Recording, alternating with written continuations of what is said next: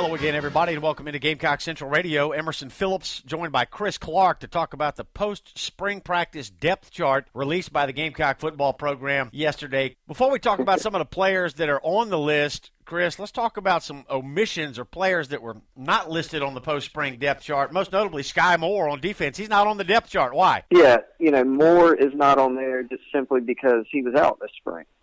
There are four defensive players who missed the entire spring, that being Shameik Blackshear, Dante Sawyer, Sky Moore, and Jordan Diggs. And those last three, I think Sawyer, Moore, and Diggs are guys who could play significant roles on this season's defense. I mean, Dante Sawyer is one of the better defensive players overall last season, playing defensive tackle at 3 technique, and Sky Moore, of course, at linebacker. We all know what he did. So it just didn't put guys on there that did not participate in the spring, and that's really the only reason. You'll probably see, you'll definitely see Sky Moore on the depth chart, and you'll probably see him plugged in at that weak side linebacker spot. He could really probably play anywhere in the scheme, but chances are you'll probably see him at that will linebacker spot once he returns. And then Diggs, could get into the mix at safety, at one of the safety positions. Sawyer, has dropped some weight from what he played at last season. They still list him at 289.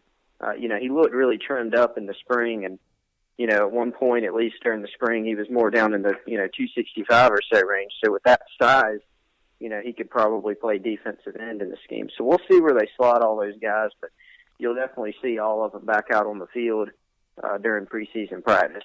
Right, Sawyer's not on the two deep on defensive line. Marquavius Lewis and Daniel Fennell are listed as the two starting defensive end, with Kelsey Griffin and Taylor Stallworth, your starting defensive tackles. Backups at end are Kier Thomas, the freshman early enrollee out of South Florida, and Darius English, Chris, not listed as a starter either, listed as the backup at defensive end, but we expect him to contribute this year. Yeah, one of those defensive end spots is the one that Fennell and English listed at.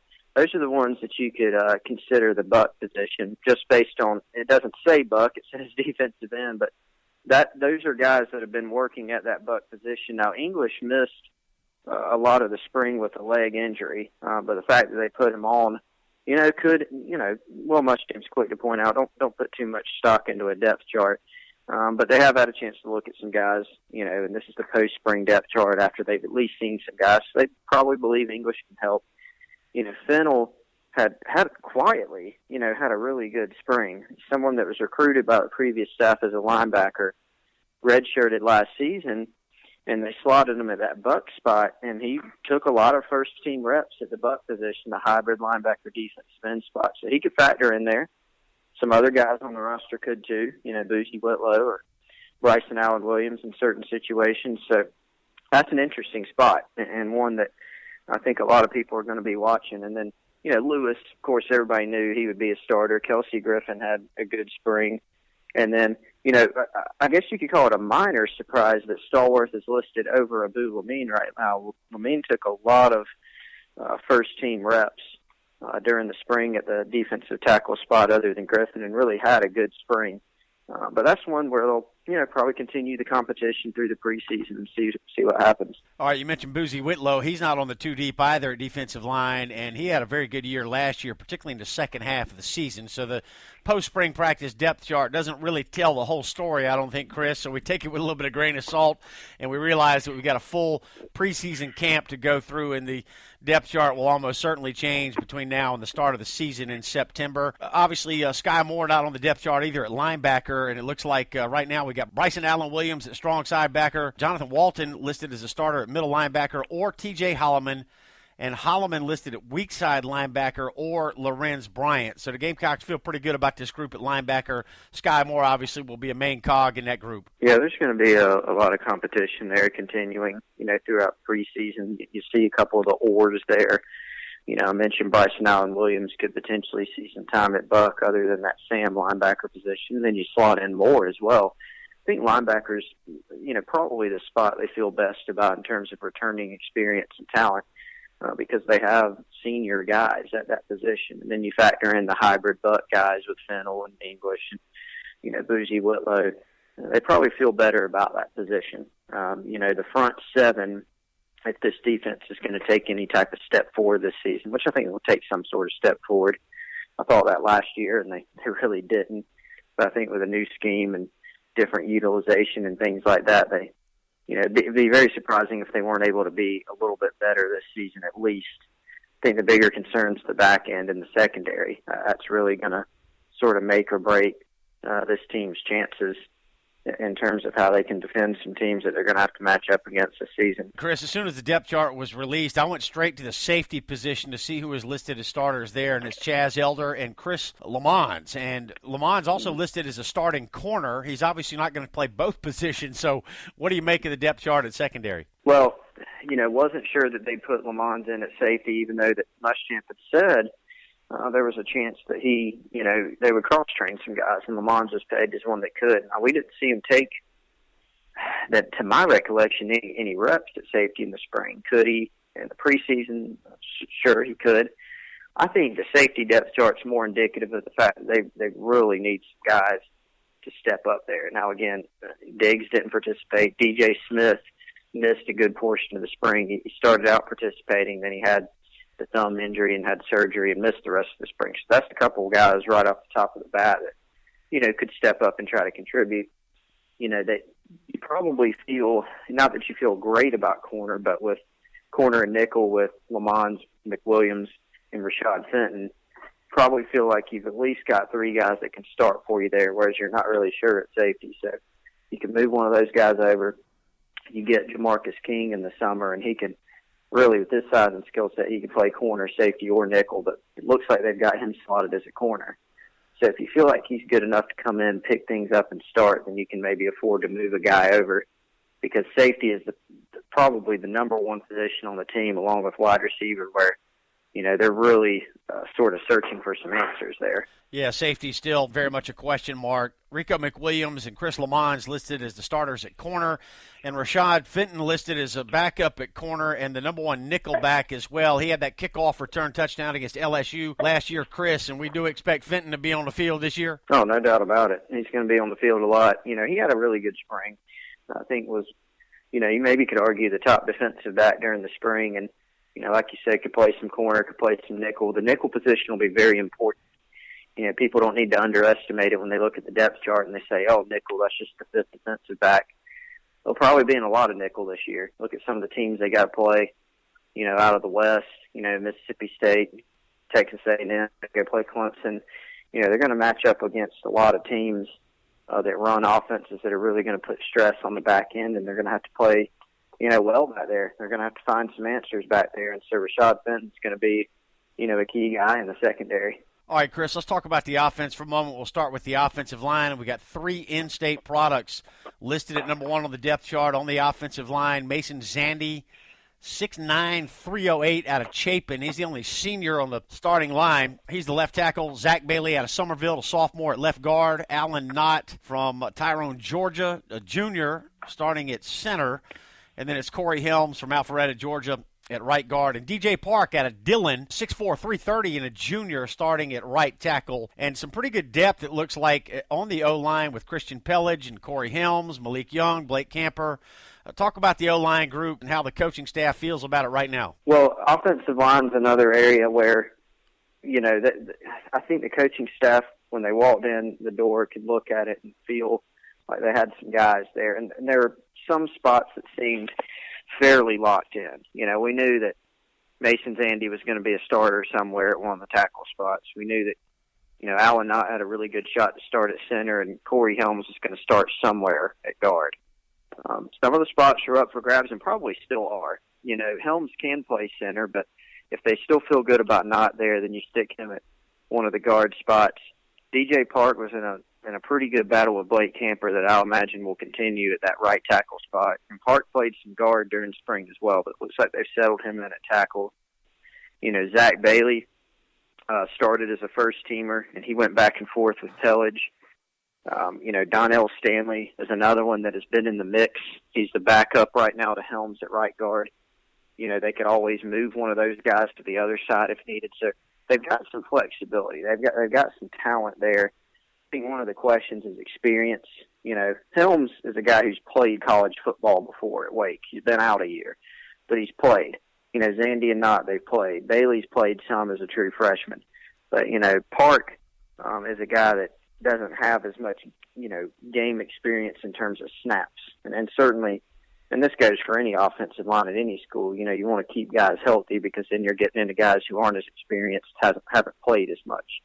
But in terms of the first five, there could still be some shifts maybe at a couple spots. Left guard, right tackle, probably the main ones to watch in terms of the competition continuing. All right, no surprise at tight end, a couple sophomores there, Hayden Hurst or Casey Crosby on the depth chart, and both of them had good springs and played well in the spring game. And as we move to receiver, Chris, it looks like Debo Samuel obviously is going to be the number one guy, but Brian Edwards had a big spring, caught 2 TDs in the Garnet and Black game, and Jamari Smith listed as a starter as well. So no real surprise at wide receiver with those top three. Yeah, as soon as Brian Edwards got on campus, they sort of slotted him as a guy who could possibly start. He was actually on the pre-spring depth chart as a starter, if I recall correctly. And, just physically is one of the better guys on the team. I think he got out to a little bit of a sluggish start in spring, just still finding his way. You got to learn the offense. He was coming off of an injury to the knee. But he finished pretty strong, as we saw in the spring game. You pointed out Emerson had a good spring game performance. Showed some of the things he can do with getting vertical and being a red zone threat, things like that.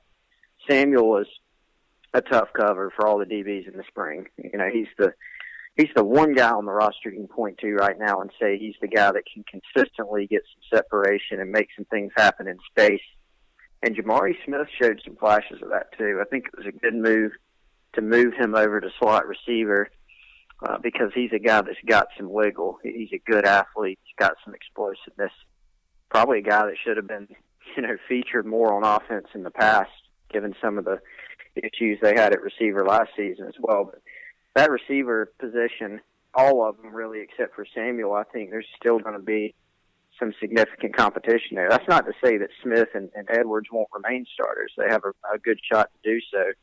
But some of these freshmen enrolling in the summer, Akil Pollard, Rendricus Davis, Chavis Dawkins, Corey Banks, those guys could all, make a play and factor into some playing time, whether it's a backup or even a starting position, just depending on how they do. Yeah, even though the Gamecocks have got a young group at receiver, it looks like there's a lot of talent at that position, and there will be more competition for playing time once these freshmen that Chris just mentioned get on campus and participate in preseason camp coming up later this summer. So, Chris, let's talk about the running back position. David Williams listed as the starter, and A.J. Turner, the redshirt freshman out of Clifton, Virginia, a player that's, I would say, is one of the most talked about players on the roster during the spring. He has emerged as the number 2 running back right now, but we've still got C.J. Freeman in the mix, an early enrollee freshman, and we've got Rico Dowdle coming in from Asheville. He'll be a true freshman enrolling this summer, so depth at running back, but not a lot of proven ability outside of David Williams. Yeah, and Williams is a guy who,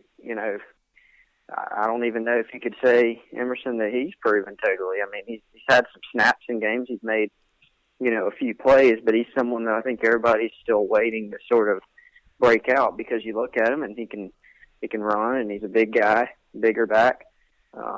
So, people are still waiting on him. And I think he showed some flashes in the spring, but I think he needs to be more consistent as well. I think, like you pointed out, the door's open for somebody else. Dowdle is certainly a guy that seems to have a good bit of ability and can make a play. I think he's probably the guy who's coming in at that position, who's either on campus or coming in. He'll be an incoming freshman in the summer. They can make, the biggest play, the biggest ascension potentially, depending on how well he can pick things up. And Turner's really intriguing just because he's a different type of back than Williams. He's more of an all-purpose guy, but Kurt Roper likes to use his running backs in some different situations, jet sweeps and motioning them out of the backfield, using them on quick screens, things like that. And that's Turner's game.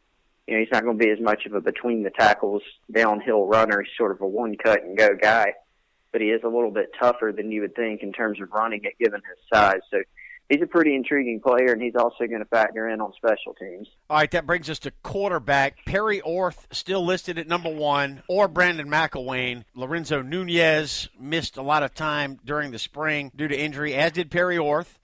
And, of course, we can't forget that Jake Bentley, this highly regarded freshman, will be enrolling this summer. So a lot of options at quarterback, but a lot of youth as well, Chris, and we expect plenty of competition at QB.